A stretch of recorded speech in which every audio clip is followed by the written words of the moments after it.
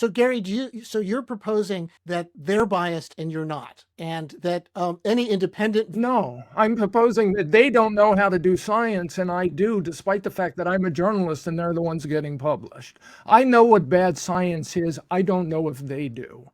If there's one thing we can all agree on, it's that we need to get rid of ultra processed foods, right? Well, actually, maybe not. And on the surface, this seems sort of surprising. It seems like ultra processed foods are the bad guy. But when we actually get down to the details, there's more to it than that. And on the one hand, it's kind of frustrating. Like we can't even agree on this. But on the other hand, it's really enlightening to show how we can look for the superficial victory that maybe doesn't have the actual impact we want. So today I'm joined again by Dr. David Ludwig, an endocrinologist at Harvard and Boston Children's Hospital, and a researcher who's been focusing on low-carb nutrition, on metabolic health, and also Gary Taubes, an investigative journalist and author who's spent decades investigating health, why we gain weight, nutrition, and together they have some different opinions about ultra-processed foods, but we get into much more than just ultra-processed foods. We talk about sort of the state of nutrition research and the role of biases, confirmation biases, and how a recent study that's been lauded as sort of the best science and the most unbelievable study is really kind of garbage if you listen to Gary and David. So how can we be so backwards in our thinking? And finally, we get into some solutions with some pretty heated debate back and forth. So I really hope you enjoy this entertaining and informative discussion with David and Gary. All right, Gary and David, welcome back. I think this is our third time getting together for a discussion, and it's always a pleasure to have you.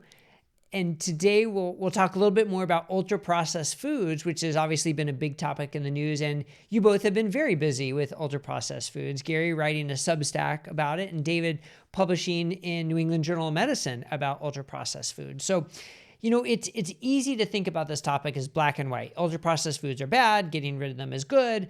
But then we get into the details where things get a lot murkier. And we've talked about this before. So David, I want to start with you with your New England Journal article where you sort of laid out kind of the problems with just calling them ultra-processed foods. And then from there, we'll get into, Gary, about how this influenced your Substack in a recent study, which was maybe not quite interpreted correctly, the Bing Crosby science, as you called it. So we'll go from there. So David, tell us about this article you wrote, New England Journal of Medicine. Sure. Well, we all recognize there's a major problem with the food supply in some way. And the term ultra processing it grabs us in the gut, if you will. It is such an evocative term. Like, who could disagree that a food supply that is subject to extensive industrial processing in which ingredients are ripped apart and recombined to make food companies massive profits at our health expense couldn't be contributing in some fashion? The question is, how do you define ultra processing, and how do you put policies into action that are actually going to benefit public health? And that's the rub. The term ultra processing or ultra processed foods, as it's now being used, was defined by a team in Brazil in 2009. Based on initially 3 categories, and then that was extended to 4 categories. And it has a very specific, although complicated definition. And it has to be an industrial product with simply one ingredient, main ingredient or additive that isn't traditionally used in cooking, in artisanal foods or home cooked foods. So anything that deviates from tradition, and it's not clear how far back that goes, is it century, 5 centuries, but any new additive that wouldn't traditionally be used, if it's an industrial product, makes it ultra processed. So that's the problem, because there are additives, there are main food ingredients that can be processed in a neutral, a benign way, or even a beneficial way. There are additives that are benign or even beneficial. So the term ultra processed food lumps it all into this one basket, and it uses a single category to describe this vast array of packaged foods as either good or bad.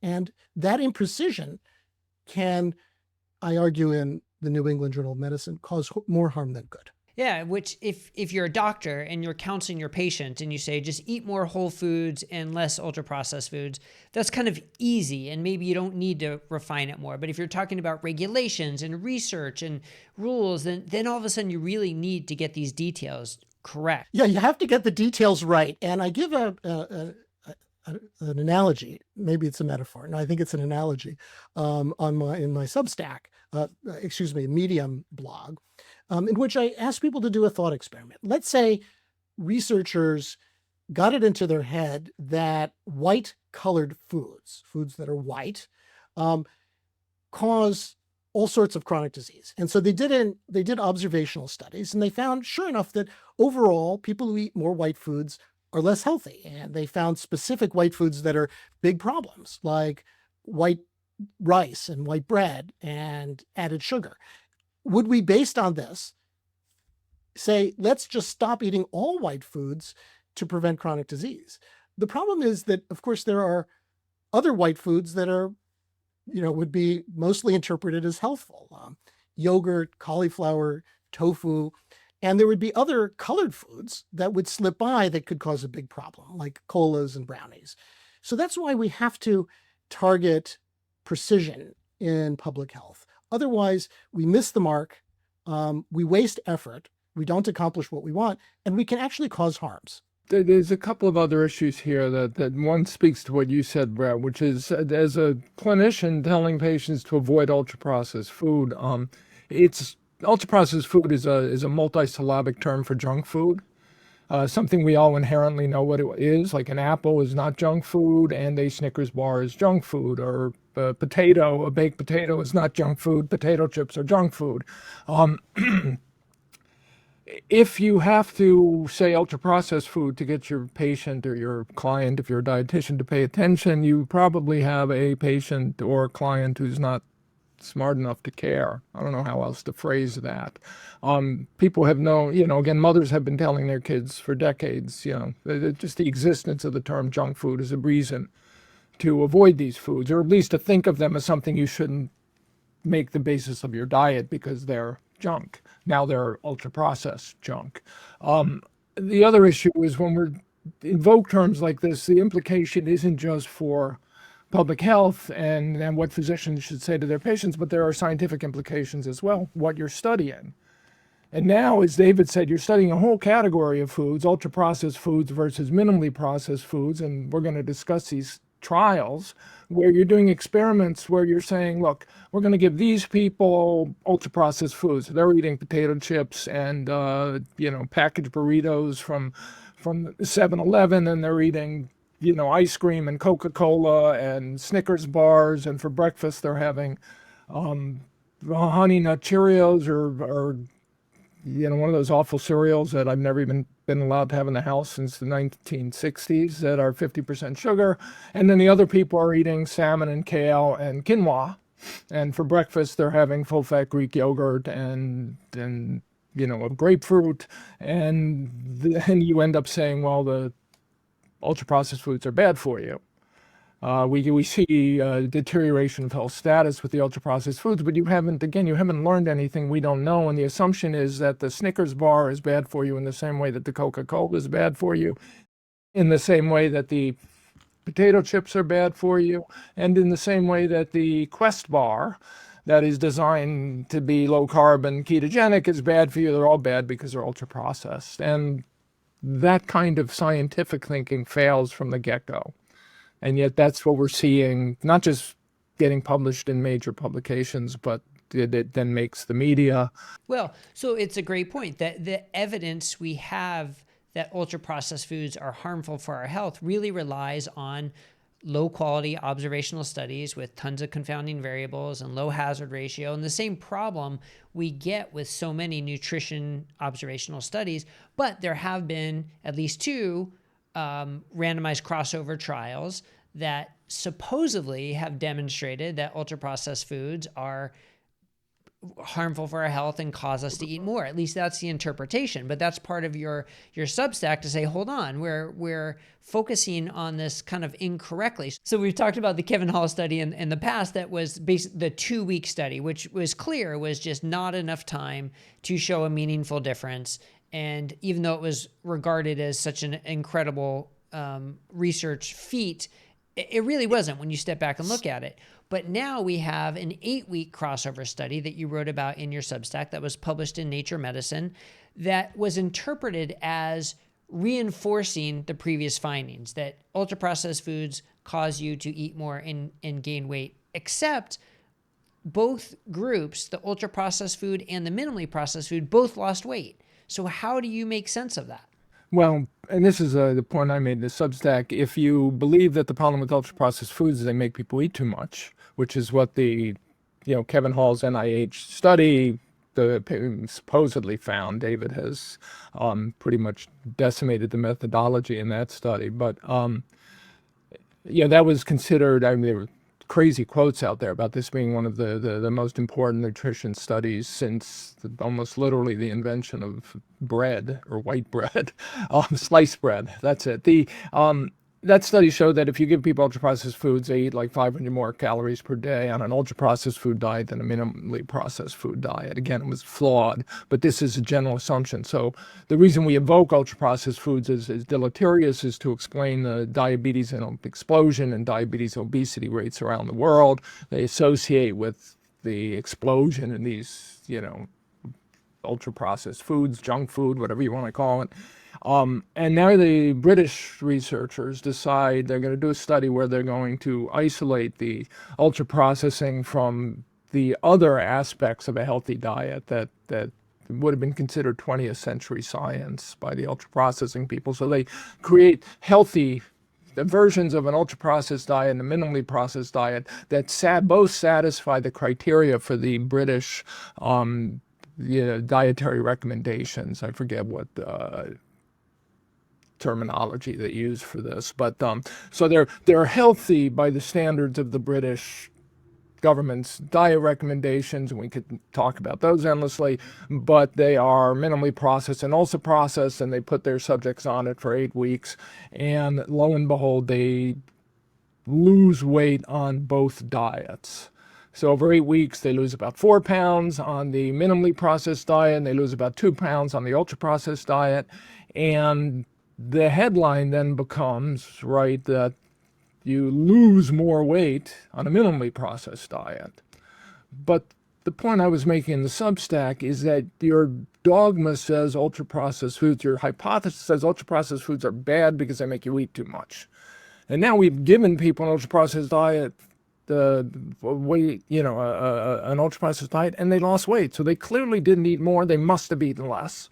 So you've refuted your hypothesis, and in a functioning science, there's nothing scientists like more than to refute their hypothesis, because then they've made a discovery.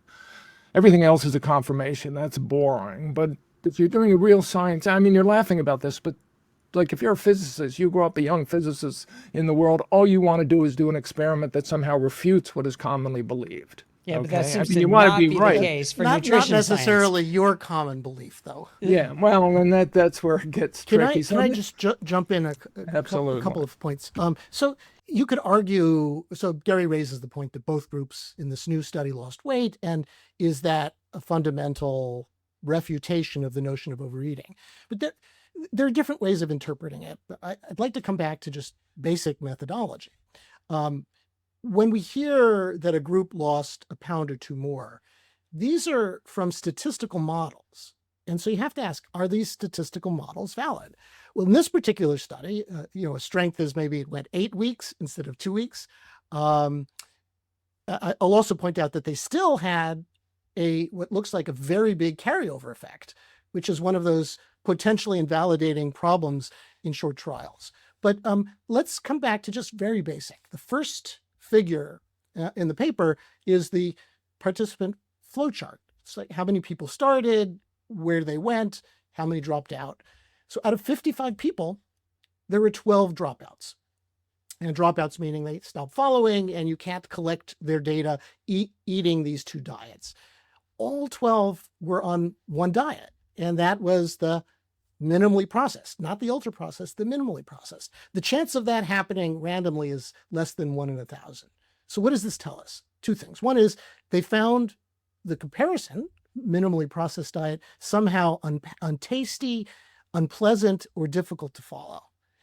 The second thing it tells us is that the statistical models are going to be seriously biased, because once you have that many dropouts, and especially if they're disparate between groups, then your estimate of the weight loss difference is going to be biased. And if you subjected this, as we are sent in a note to the editor, and we'll see if they take it or not. But when we consider other ways of analyzing the data that take into account that the dropouts looked different from everybody else, right? The people who are dropping out probably might not have been losing weight. They might have had trouble with the diet.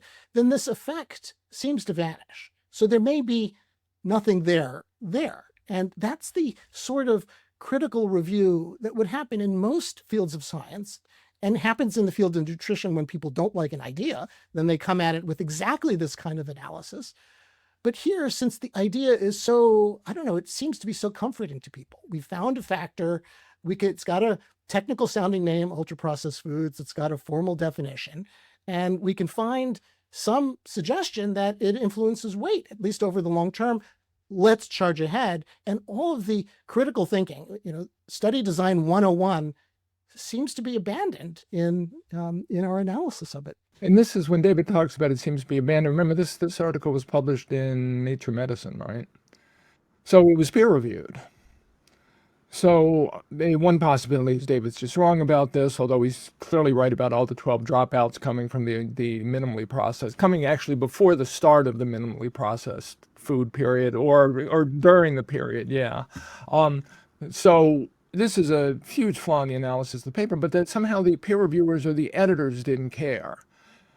Now, if they had cared, the problem is then you've got problems with the paper, and then if you have to do the reanalysis, you might not see the result you want to see. What do you think would have had, if you had pointed that out, if you had refereed that paper, and you point this out in the referee's opinion, David, what happens? This is a hypothetical.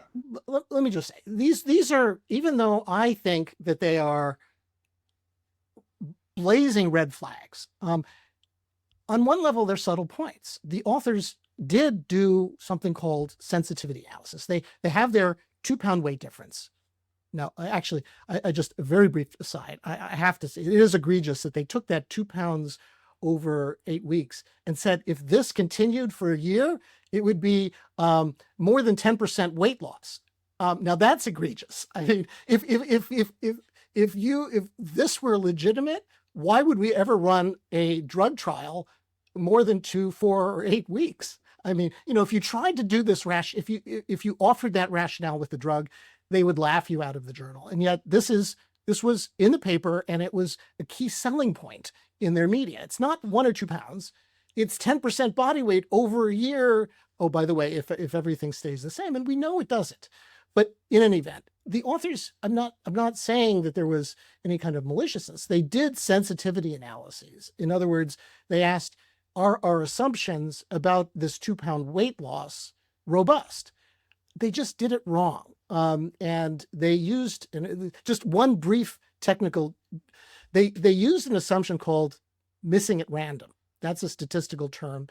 It doesn't mean it's totally random, but it means you can predict what the dropout looks like based on their other criteria. But when dropouts are systematically different, they're all in one group rather than another group, you can't use that assumption. You have to use missing not at random. That's a statistical term.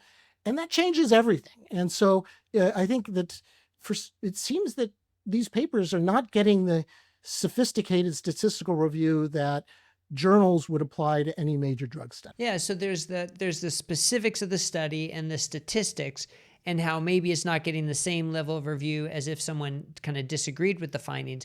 But then there's what it means for the public discourse, what it means for the media, what it means for people saying this confirms prior studies when it really doesn't. So Gary, that's a big point you made, that it actually, you could say, contradicts the prior study, but the response was it confirms it. And that's despite all these methodological and statistical problems. But then it just feeds into this discussion that ultra-processed foods are bad. And so we need to find a way out of it. So discussions like this are one way out of it for sure. But what is a better step? What can we do better than what is being done now? Before we come to the solution, can I just jump in with one more thing? We got a lot of problems to talk about. The solution's going to have to wait. We got more problems. So in my blog in Medium, so people go to my, David Ludwig, MD, Medium. I went and I found quotes about the original 2-week trial, which has all of these problems. The effect is rapidly weaning over the 2 weeks. It would disappear after another 2 weeks. There are almost a 2-fold difference in energy density between the ultra-processed and the unprocessed diets. We know that that's enough to explain the whole effect. It could simply be rediscovery of the nutritional wheel of energy density. Anyway, many problems, lack of a washout period. And these are the quotes from leaders in the field about the study. I'll give you 3. As good a clinical trial as you can get. That's number 1. Again, this is a 2-week trial with the effect weaning and all that stuff. Second quote, the most important study ever done to explain weight gain. And quote number 3, landmark findings that the processing of the foods makes a huge difference in how much a person eats. So, I ask myself, how is this possible? And on one level, it makes me want to just not get out of bed and go to work anymore. Because, seriously, are we all, and maybe Gary and I are part of this on the other side, are we just so fundamentally biased in our own preconceived notions with some mixture of ego and professional reputation, and just paradigm blinders, that we can no longer have a discourse on objective terms about what a good study is? Is the field of nutrition functionally dead right now? And is anything that is any kind of criticism that we might make about a popular notion doomed to echo in silence until we perhaps encounter the next massive public health blunder? Like we tried this once with the low-fat diet in the 1970s, 80s, and 90s. We probably made obesity worse. Do we have to just reproduce these blunders, time and again before we stop and say, all right, let's rebuild nutrition science on more solid foundations? Okay, so first of all, that would be possible, but one reason not to be optimistic is because as long as we're producing drugs that treat these disorders, people lose interest in whether or not the underlying science is correct.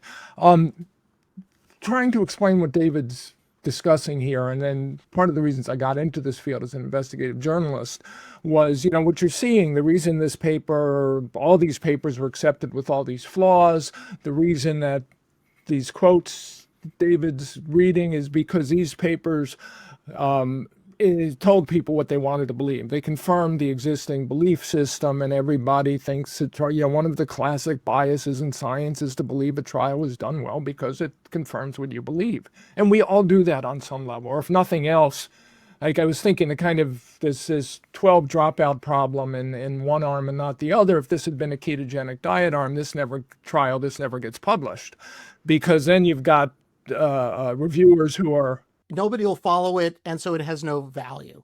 Well, and then the statistics are, we can't do the statistics because clearly this was not at random. So everybody's reading these papers and reviewing these papers and accepting or not accepting the findings based on whether or not they confirm their belief system. And the reason science, sort of created the scientific method was launched 400 years ago by a guy named Francis Bacon, a British attorney, wrote a seminal paper called Novum Organum.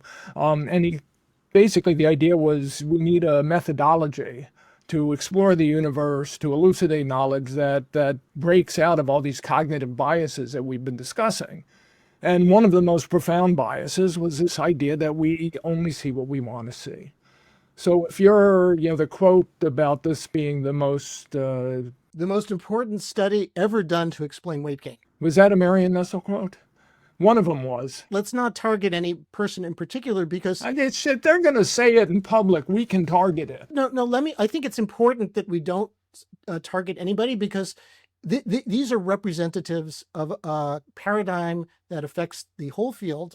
But we've all, there's been plenty of hyperbole and limited paradigm among the low carb folks too. So this isn't personal. Well, we should target them also. I mean, that's the point, is you don't. Let's not make it personal. Let's keep it focused on this is the a difference fundamental between problem. a scientist and a journalist. One of my favorite quotes in journalism was from, I think it was one of the Mitford sisters. I think it was Nancy, who said, "You may not be able to change the world, but you can at least shame the guilty." No, I'm not really interested in that, because nobody changes their mind when they're shamed. They just fight back. Well, let me just read you then a letter that a Harvard professor sent me a while back, a couple weeks ago. It was in Nature Medicine by the Professor Marion Nestle at NYU, and considered the grand dame of nutrition policy. The reason I name her is not, I am fond of Marion. I know you're fond of Marion, David. She is quoted in virtually every article. One of the problems with how journalism is done, health and nutrition journalism particularly, is that half a dozen to a dozen usual suspects are identified using the Casablanca term, usual suspects. And they're the ones who are interviewed for every article. So if it's ultra-processed foods, I'm going to get Marion, I'm going to get Kevin Hall, I'm going to get Christopher Gardner. And Marion had a letter to this talking about this British trial. And this was in Nature Medicine. And the headline is, "Ultra-Processed Diets Promote Excess Calorie Consumption," about a diet trial in which the people on the ultra-processed diet lost weight.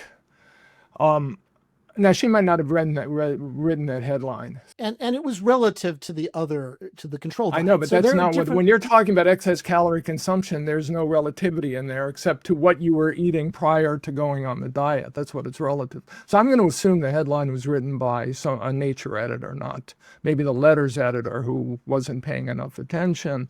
And then she says they not only build on previous research, but also address criticism to that research.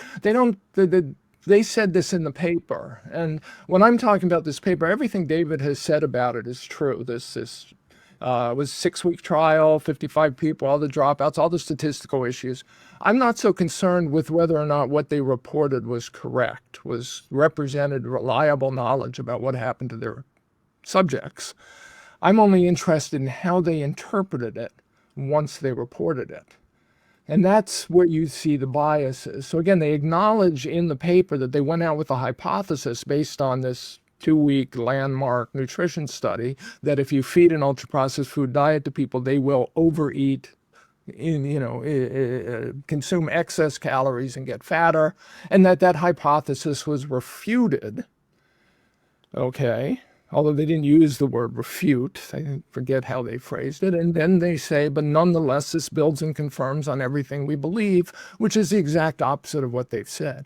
And when I got into this field 27 or so years ago, when I started writing about this nutrition for science, and the reason I did is because I was interviewing nutritionists for a particular story, and I saw this kind of thinking at work very clearly.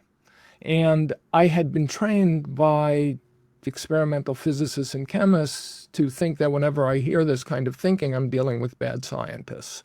Because bad scientists only pay attention to the data that confirms their beliefs, and they ignore the evidence that doesn't. And when I was reporting my first story on, I think it was beliefs that salt caused hypertension, which was a major investigation for the journal Science, it won one of the 2 major science journalism awards that year, and it was a Scottish cardiologist, epidemiologist, who described this kind of thinking to me as, he called it Bing Crosby epidemiology, which is accentuate the positive, eliminate the negative, say goodbye to Mr. In Between.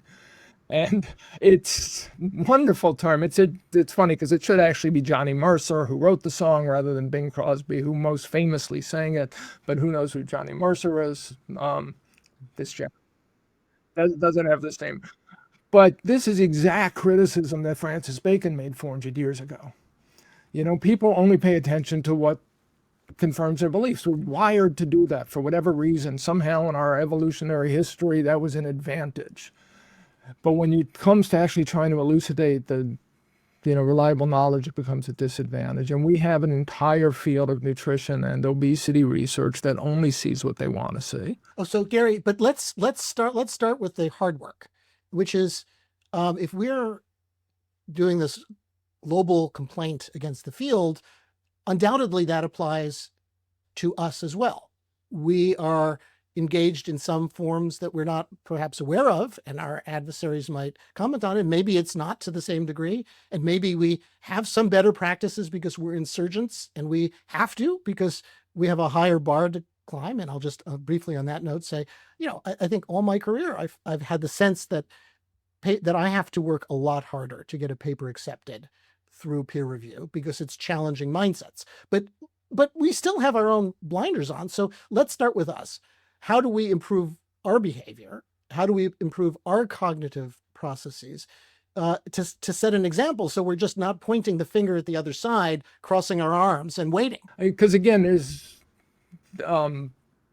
the assumption, we all have the cognitive bias. This is the first thing is to acknowledge that you have the cognitive bias. Well, it's good of you to acknowledge that could apply to us as well. Thank you. And I've said this from the very first articles I've ever written, but what you want to do is, and we've argued about this, David, particularly when it comes to sugar versus refined carbs, is if you don't know if you haven't established unambiguously what the correct hypothesis is, and you owe it to yourself primarily, and then to everyone who reads your articles, to acknowledge all the existing hypotheses, to talk about Richard Feynman in his famous Cargo Cult Science commencement address at Caltech said this, and I use it all the time, but it kind of, when he was trying to describe what science is, he said it was almost bending over backwards to be insanely honest about what you've done and what you haven't. And we all try to do that.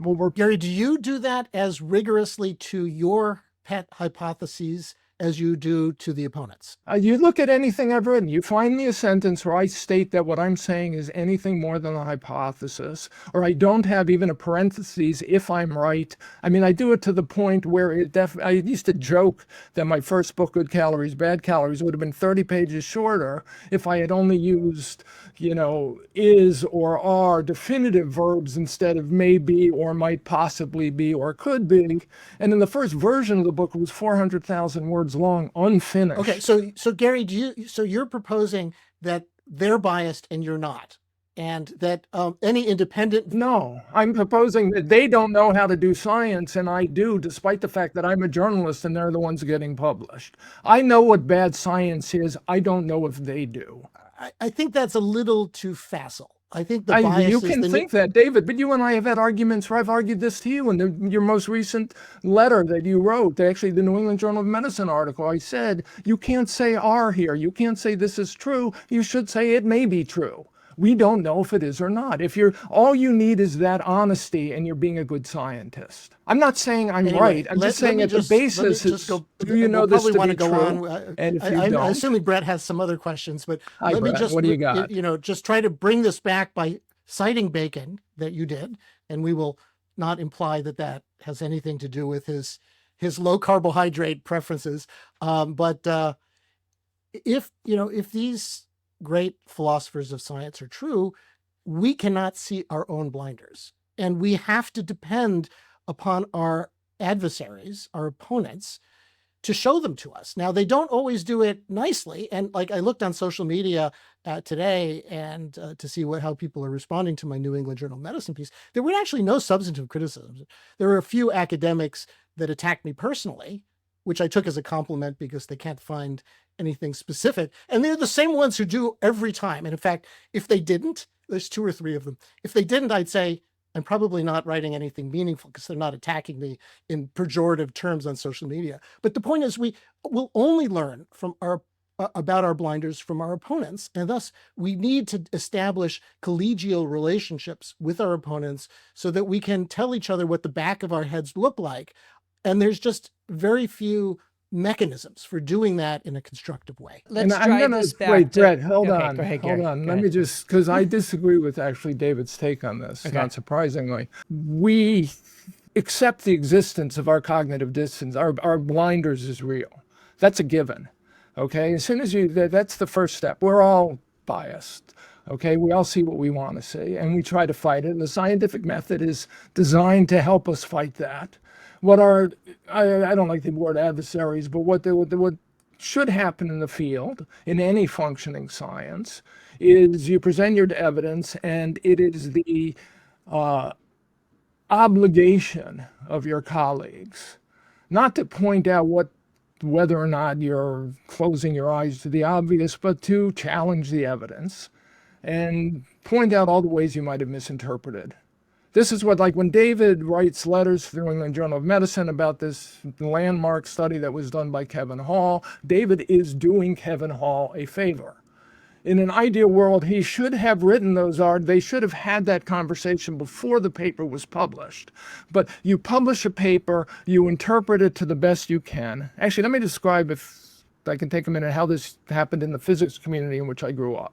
So you do an observation, you see something remarkable in your accelerator and your detector, and you immediately see, oh my God, I saw something remarkable. I'm assuredly wrong, and I am going to screw up my career hopelessly forever in my reputation if I publish this as is. So I'm going to give seminars to people, and back then they gave seminars to the smartest people I know, and they're going to explain to me why I'm wrong.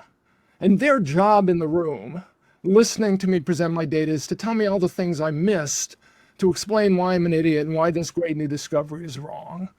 And if they can't do it, if they do it, then they say, well, look, you didn't, like David says about Kevin Hall's study, the crossover, there should be a period between the two diets that's ideally at least a month long, so we don't see the crossover effects. So in an ideal world with funding, Kevin would say, that's a good point, David. I'm sorry, let me redo the study with a 4-week or 6-week period in between the two diets, and then we'll see what we get. And if he still gets the same result, then David would say, well, yeah, but you also got this problem with the diets, and there's this problem with the way you're measuring energy expenditure or intake. And in an ideal world, Kevin would say, oh, thank you, David. That's a great point. Let me redo the study and fix those points. And so you oscillate between people arguing about what they did and what they did wrong and what they did, and you asymptotically approach some reliable result you could believe in. And then you say, and lo and behold, you still have a discovery. Gary, there's just the breaks down in two ways. One is that these aren't physics experiments. They take years to do and millions of dollars. Exactly. Secondly, that's the problem in the field. And secondly, nobody's gonna like eat differently and not get obesity or diabetes. I completely agree with you. Let me just finish. Okay, I realize I'm going on. I'm sorry. When you finally get to that result that your smartest people you know can no longer criticize, they can't find how you screwed up. Now you publish your study, and it says, if it was on this subject, ultra-processed diets promote excess calorie consumption, ? Okay? Because what you're saying to your readers is, we think we found this. We probably didn't, okay? The way nature is such, we probably just didn't figure out yet. And David Ludwig, our buddy, wasn't smart enough to help us, and neither were these low-carb fanatics who gave us some pretty good advice, but nonetheless, so we still find this remarkable result, ? Read it, tell us how we're wrong, and then that question mark stays until somebody confirms it in a study that goes through the same process. And the problem with nutrition, as David was saying, is the studies are too expensive, they take too long, they include human subjects, they come with all these like practical problems that make this process of science too difficult to do. So instead, people assume it's not necessary. Forget the question marks, forget the possibility. Let's just publish the papers and pretend we got it right. And they're no longer doing science. So when David says we have to, at what point do you grind the field to a halt and stop again? I have said that, but on some level, these people are no longer doing meaningful science. There are ways of rebuilding. If we have to like ultimately go through another massive public health failure and then say, well, we've got to rebuild the field. There are some obvious ways to do this. I mean, right now, like the funding decisions, and that's who gets to do what trials, studies, tend to come from echo chambers. The people who are on the funding committees, or in the case of internal NIH studies, it's, the people there. If that committee contains people who mostly agree with your paradigm, then the opportunity to improve the design and to prevent a massive waste of effort. And remember, as Gary said in a Substack, a poorly designed study is unethical. He quoted, I don't know if it was George Box or some famous. Anyway, so you have an opportunity to design the right study in advance if you have real diversity of intellectual opinion reviewing the study before it gets done. And we don't have that. A lot of these funding decisions, and I sit on these committees, and it's unfortunate that a lot of it is, subconscious bias. You have a colleague, you've worked well with him, you agree with his ideas, let's fund him. You got some new idea that's pretty radical, and it means that stuff you've been doing for many years is probably wrong. If this proves out, that's a waste of money. And so at every level of the process, from the initial funding decision through the conduct, through the scientific review, and the post-publication dialogue is biased. And so it's like a wind that keeps blowing in the same direction. And each wind might be a moderate factor. But when they all add up, you blow the boats to one side of the lake and you leave the rest of the lake unexplored. Yeah, which is, it sort of brings us to the what can we do, right? Like why we get out of bed. Because after listening to this conversation, I'm sure there are a lot of people who are saying like, I can see why you don't want to get out of bed. This seems hopeless. And we can't even agree on ultra processed foods. Like how terrible is that? Like we can't make any progress. But so you're talking about changes that need to be made from the inside. And you mentioned, do we need to suffer another public health crisis to burn it down? Well, we're in the middle of sort of the biggest obesity, diabetes, metabolic health crisis we've been in. Like if we need a bigger crisis, I said another than this, blunder. Another blunder. Okay, right. We're clearly in the middle of a crisis. Yeah. The question is whether we have another blunder. Do we? Yeah. If we're not at the point to say we need to burn it down and start over now, I would hate to see when we actually got to that point how bad it would have to be. But can we do that, right? Like, are we going to have to chip away? And is this going to take decades to solve, to put these pieces into motion that are going to help us do better science, help us answer the questions better, help us to get out of the echo chamber and actually be able to inform policy and help people improve their health? So my prediction is that we have to recognize that the new GLP-1 type drugs are revolutionary. They really are on a class unlike anything we've seen. And they are not just causing weight loss, they're reducing a range of very serious chronic diseases. And I think that, as Gary implied earlier, or he's made this point, we're probably not going to give serious attention to nutrition science until the blushes off the bloom, if that's the proper way of saying it, for these drugs. We're going to have to let them play out a bit and, yes, embrace that they're accomplishing a lot, but they're not going to take us all the way. They have side effects. They're going to be unforeseen adverse reactions down the road when we have experience long enough. They are expensive. And so when the limitations of the drug will take care of everything mindset becomes clear, and that'll be in a few years, I think that we have a chance to then come back to nutrition science and take it seriously and say, how do we do it right? But I fear that for the next couple of years, conversations like these are, maybe a fun exercise for us, but I doubt that they'll have any impact. And I'm far more pessimistic. Yeah, usually you're the pessimist, Gary. Oh, I'm far more pessimistic. You're more pessimistic. First of all, I'm optimistic. We don't know that the GLP-1 drugs are going to that. They could be wonder drugs. Who knows? They could remain wonder drugs. They could be the drugs you could stay on for 40 years. And that concept I find hard to believe, but it's possible. The other problem is to do really meaningful science. And my whole career since for 40 plus years now, I hate to say it, has been studying good science and bad science.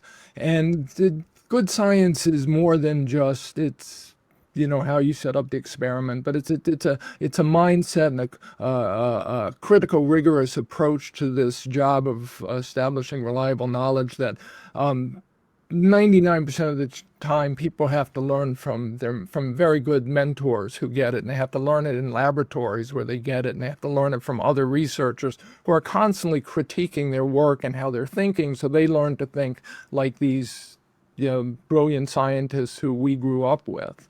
And that mentorship over the years, it just doesn't exist in certain fields of science. The culture of good science doesn't exist. So to expect that you could sort of recreate it is very hard. I just don't see how it can happen. I think we're pretty much stuck with bad science for the duration, whether the drugs work or not. And at least in nutrition, and when it comes to obesity, where there's such a ruling dogma about calories in and calories out, and people have so much trouble ever getting away from that thinking. It's a fundamental problem. And now other observers of science and studiers of science have come to even more pessimistic views than I have. I think there are some fields in which this culture still exists. But in nutrition and obesity research, diabetes, this sort of borderline between public health and medical therapies, I think it's just gone. It may never have been there to begin with. You both are making the effort to talk about ultra-processed foods, to talk about the specifics. I assume you're doing it in the hope that we're going to figure this out, and we're going to be able to refine this and get this right, to find out what it is that we need to target in these foods. Let's bring it back to where we started. So, ultra-processed food is it's an iconic. It means so much and so little. The problem is that as we talked about, that it doesn't take into account mechanisms. There are some food substances and some additives that are benign or helpful, harmless, or actually beneficial. There are others that are big problems. And in my New England Journal of Medicine paper, I tried to emphasize this, that we should be focusing, when it comes to the processing, mechanical processing, it's the carbs that have the problem. Carbohydrate is essentially rapidly digestible. Starch and sugar raise blood sugar and insulin within minutes if they're processed. But when you eat an unprocessed, essentially, whole carbohydrate, like oat groats that are cooked but not processed, or wheat berries or whole fruit, it takes the body a lot longer. So blood sugar and insulin don't rise as much. Big difference in processing for carbs.